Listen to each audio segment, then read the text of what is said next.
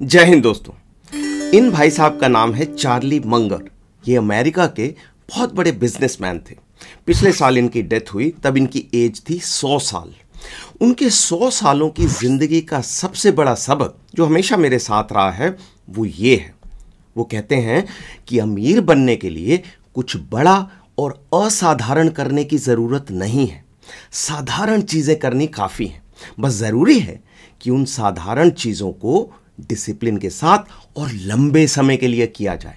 लेकिन, और ये उनका सबसे इंपॉर्टेंट लेसन है, कोई बड़ी गलती नहीं करनी है। तो दोस्तों, पैसे के मामले में ये जानना तो जरूरी है कि उसका क्या करना है, कैसे खर्च करना है, कैसे सेव करना है, कैसे इन्वेस्ट करना है, वगैरह वगैरह। लेकिन उससे 10 गुना ज्यादा जरूरी है ये जानना कि क्या नहीं करना है। क्योंकि अगर आप ऐसी कोई बड़ी गलती कर रहे हैं तो इससे कोई फर्क नहीं पड़ता कि आप पैसे को कैसे खर्च कर रहे हैं और कैसे इन्वेस्ट कर रहे हैं, पर्स हमेशा खाली रहेगा। तो इस वीडियो में हम 8 बड़ी गलतियों के बारे में जानेंगे जिनके प्रति हम सैनिकों को हमेशा सावधान रहना है।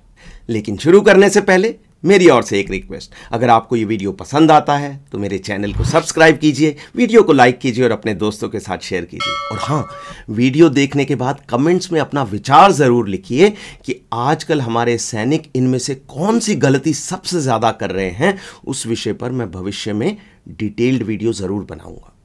ग्रेट। तो पहली गलती है पर्सनल लोन। आजकल बहुत से सैनिक, खासकर जिनकी नौकरी अभी शुरू हुई है, वो पर्सनल लोन्स के जाल में फंस रहे हैं। सारे दिन मोबाइल में फोन आते हैं कंपनियों के कि भाई पर्सनल लोन ले लो। वो आपके वेलफेयर के लिए थोड़ी फोन कर रहे हैं, वो फोन कर रहे हैं आपको फंसाने के लिए। उसके अलावा बहुत सी पर्सनल लोन ऐप्स हैं।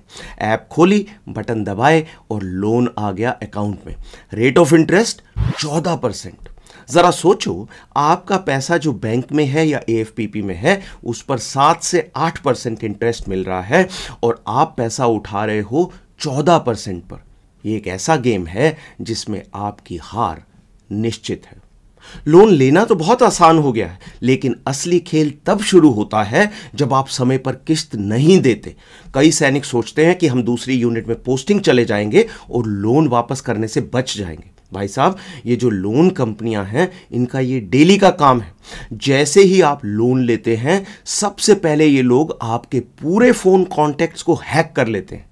फिर किस्त मिस करके देखो, हैरेसमेंट शुरू हो जाएगी। सीईओ और कंपनी कमांडर के पास फोन आएगा, माता पिता को फोन करके धमकाएंगे, पत्नी को हैरेस करेंगे और किस्त मिस करने पर पेनल्टी ऐसी लगेगी जो पुराने साहूकार भी नहीं लगाते थे। और फिर देखते ही देखते वो सिचुएशन आ जाएगी कि हर महीने 40% सैलरी लोन्स की ईएमआई में चली जाएगी। ये एक ऐसा चक्रव्यूह है जिससे निकलना असंभव है।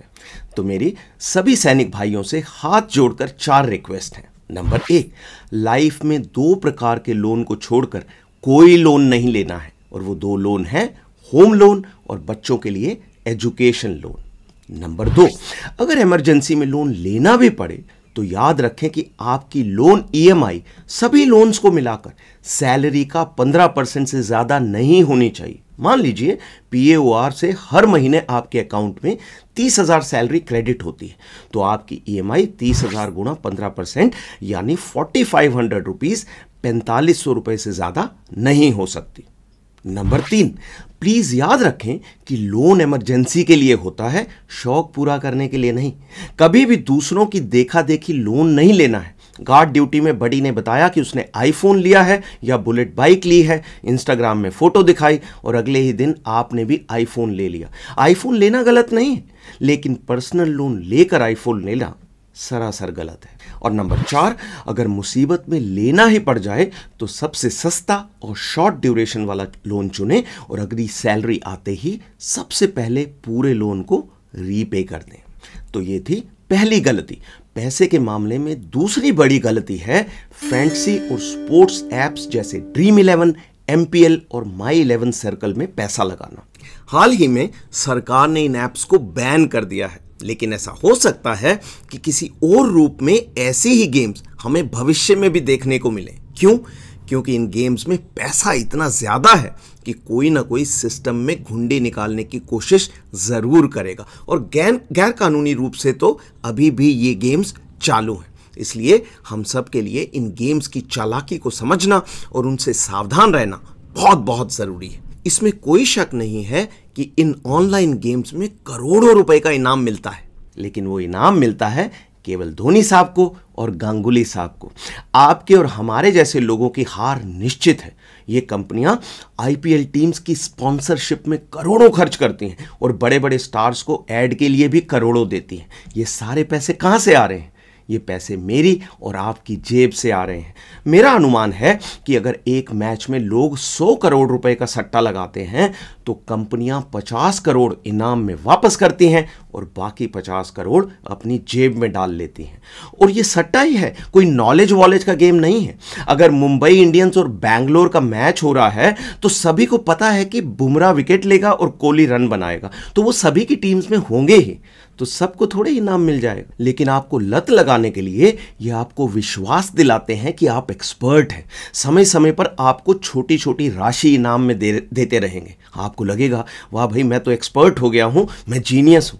आज 1000 रुपए मिले हैं, ऐसे ही लगा रहा तो 1 करोड़ वाला दिन भी दूर नहीं है। उस चक्कर में 20,000 रुपए हार गए। फिर एक और गलती जो महाभारत में युधिष्ठिर ने की थी कि जिस गेम में पैसे हारे हैं उसी में वापस कमाने हैं, वो ना तो कभी संभव था और ना कभी होगा।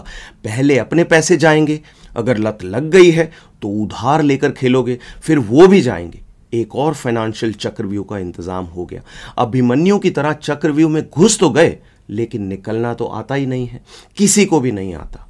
तो एक और रिक्वेस्ट, जो भी सैनिक भाई ये वीडियो देख रहे हैं, वीडियो बंद करो, और अगर आपने ऐसी कोई ऐप फ़ोन में डाली है तो उसे डिलीट कर दो। अगर आपका कोई दोस्त ये गेम खेल रहा है तो उसे भी रिक्वेस्ट करो कि वो इन्हें डिलीट करें। दोस्तों, हम सैनिकों के जीवन की नींव है डिसिप्लिन। देश के प्रति तो डिसिप्लिन दिखाना ही है, वही डिसिप्लिन अपनी फाइनेंशियल लाइफ में भी दिखाना है। ग्रेट, तो ये थी दूसरी गलती। अब आते हैं तीसरी गलती पर, जो है क्रेडिट कार्ड डेट। हमने पर्सनल लोन की बात की है, क्रेडिट कार्ड पर्सनल लोन का बाप है। पर्सनल लोन पर इंटरेस्ट रेट है 14%, 14%, क्रेडिट कार्ड पर है 36%, 36%। तो जब क्रेडिट कार्ड की स्टेटमेंट आती है उस पर लिखा होता है टोटल अमाउंट ड्यू 10,000 रुपए, मिनिमम अमाउंट ड्यू 5% यानी 500 रुपए, और आप खुशी खुशी 500 रुपए पे कर देते हो। लेकिन स्टेटमेंट में एक इंपॉर्टेंट बात नहीं लिखी होती कि बाकी 9500 रुपए पर 36% इंटरेस्ट लगेगा। इस प्रकार से मिनिमम अमाउंट पे करना और बाकी को अगले महीने तक कैरी करना, इसे कहते हैं रिवॉल्विंग क्रेडिट। और दोस्तों, मैं आपको विश्वास के साथ बता सकता हूं कि रिवॉल्विंग क्रेडिट पर 36% इंटरेस्ट एक ऐसा विशालकाय पहाड़ है जिसके नीचे से निकलना असंभव है। अपने पैसे पर आपको मिल रहा है 8% इंटरेस्ट और बैंक को उसी पैसे पर आप दे रहे हैं 36% इंटरेस्ट। ये फाइनेंशियल सुसाइड नहीं है तो क्या है? 2 महीने बाद आप पाएंगे कि मैंने क्रेडिट कार्ड से फोन तो 20,000 का खरीदा था, 40,000 पे कर चुका हूं, लेकिन अभी भी 20,000 बैलेंस दिखा रहा है। अब जब ये बैलेंस भरने के पैसे नहीं हैं तो सिपाही राहुल को एक और जबरदस्त आइडिया आता है। वो एक और क्रेडिट कार्ड ले लेता है और पहले कार्ड का बिल दूसरे कार्ड से भर देता है। कुएं से निकले और कुएं से भी गहरी खाई में गिर गए। तो क्रेडिट कार्ड पर मेरी 4 रिक्वेस्ट इस प्रकार है। नंबर 1, अगर आपको अपने डिसिप्लिन पर पूरा भरोसा नहीं है तो क्रेडिट कार्ड ना लें, डेबिट कार्ड और यूपीआई काफी है। नंबर 2, अगर आप क्रेडिट कार्ड लेते हैं तो प्रतिज्ञा करें कि आप हर महीने क्रेडिट कार्ड का फुल आउटस्टैंडिंग अमाउंट चुकाएंगे, सिर्फ मिनिमम ड्यू नहीं। मैं क्रेडिट कार्ड कोई 20 साल से यूज कर रहा हूं, आज तक एक भी पैसे का इंटरेस्ट बैंक को नहीं दिया है। तरीका सिंपल है, ऑटो डेबिट सेटअप कर रखा है। ड्यू डेट पर ऑटोमेटिकली पैसा बैंक अकाउंट से क्रेडिट कार्ड कंपनी को चला जाता है। सिर्फ ये इंश्योर कर लेता हूं कि उतना पैसा अकाउंट में होना चाहिए। आपको भी ऐसे ही ऑटो डेबिट सेटअप करना है ताकि पेमेंट कभी मिस ना हो। नंबर 3, एक से ज्यादा क्रेडिट कार्ड कभी नहीं लेना है।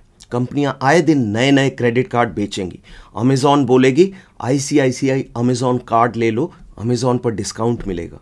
फ्लिपकार्ट बोलेगी फ्लिपकार्ट एक्सिस बैंक कार्ड ले लो, फ्लिपकार्ट पर डिस्काउंट मिलेगा। शॉपिंग की और चले गए कॉन्वॉय में लेके आगे। जब बिल ड्यू हुआ तो नेटवर्क ही नहीं था, किस्त मिस हो गई और लग गया 36% इंटरेस्ट। 500 रुपए वाली टी शर्ट पड़ गई 2000 रुपए की। तो क्रेडिट कार्ड रखना है तो सिर्फ एक। और अंत में नंबर 4, क्रेडिट कार्ड को सिर्फ इमरजेंसी में यूज करें। रूटीन और शौक के खर्चे के लिए डेबिट कार्ड और यूपीआई का इस्तेमाल करें। तो ये थी तीसरी गलती। अब आते हैं चौथी गलती पर, जो है पिरामिड स्कीम्स या चेन मार्केटिंग स्कीम्स। इन स्कीम्स वाले लोग अक्सर हम सैनिकों को टारगेट करते हैं। उनको पता है कि ये लाइन में रह रहे हैं, साथ में 20 और सैनिक हैं, इसको लपेटे में ले लिया तो 2-4 और भी फंसेंगे। अब ये चेन मार्केटिंग स्कीम्स 100 सालों से चली आ रही हैं। इस स्कीम का आविष्कार किया था चार्ल्स पॉन्जी साहब ने 1920 में। इनके सम्मान में इन स्कीम्स को पॉन्जी स्कीम्स भी कहते हैं। पॉन्जी साहब ने अमेरिका में ज़मीन के हज़ारों प्लॉट बेच दिए। वो प्लॉट उनके थे भी नहीं, लेकिन सारे कस्टमर 3 और कस्टमर को पकड़ कर ला रहे थे। ज़मीन तो थी नहीं, खाली पैसा सर्कुलेट हो रहा था। हज़ारों लोग बर्बाद हो गए और पॉन्जी साहब पहुंच गए जेल में। अब होना तो ये चाहिए था कि ये स्कीम ख़त्म हो जाती, लेकिन हुआ ये कि साल दर साल ऐसी नई स्कीम्स आती रही हैं और लोग बेवकूफ़ बनते रहे। 100 सालों की पिरामिड स्कीम की हिस्ट्री का एक ही निचोड़ है, और वो ये है कि जो भी कंपनी आपसे पहले पैसे लेती है और फिर कहती है कि 3 और लोगों को लेकर आओ, वो फ्रॉड है। उसका कोई बिजनेस मॉडल नहीं है और कोई प्रोडक्ट नहीं है जिसे बेचकर वो प्रॉफिट कमा रहे हैं। वो एक तरफ लोगों से पैसा ले रहे हैं और दूसरों को दे रहे हैं। आपको बैंकॉक घुमाएंगे, मोटिवेशन लेक्चर देंगे कि सिर्फ 10,000 रुपए लगाओ, 10 दोस्तों को जोड़ो और हर साल घर बैठे 5 लाख रुपए कमा लो। ये मॉडल तब तक चलता है जब तक नए लोग आ रहे हैं। फिर जब नए कस्टमर आने बंद हो जाते हैं तो या तो मालिक भाग जाते हैं या हमारे दोस्त पॉन्जी साहब की तरह जेल में पहुंच जाते हैं। और आपने जितने भी दोस्तों और रिश्तेदारों को स्कीम में जोड़ा था, वो आपको सारी जिंदगी कोसते रहेंगे। भैया सिंपल सी बात है, दुनिया में पैसे कमाने का एक ही तरीका है, और वो है हम सब ने हमारे कस्टमर की नीड्स यानी ज़रूरतों को पूरा करना है। हम सैनिकों का कस्टमर है हमारा देश, टीचर का कस्टमर है स्टूडेंट, और मेरा कस्टमर है आप सब मेरे व्यूअर्स। अगर हमारा काम अच्छा है, हमारा प्रोडक्ट अच्छा है, अगर हम अपने काम से वैल्यू ऐड कर रहे हैं यानी कस्टमर के जीवन में कुछ अच्छा योगदान दे रहे हैं, तो सफलता निश्चित है। अगर हमारे पास ऐसा कुछ प्रोडक्ट नहीं है जैसे कि पिरामिड स्कीम्स में, तो असफलता और बर्बादी भी उतनी ही निश्चित है। तो ये था आज का वीडियो। अगले वीडियो में 4 और गलतियों पर चर्चा करेंगे। मैं आपके और आपके फैमिली के सुखद भविष्य के लिए कामना करता हूँ। अगले वीडियो तक अपना ख्याल रखें और स्वस्थ रहें।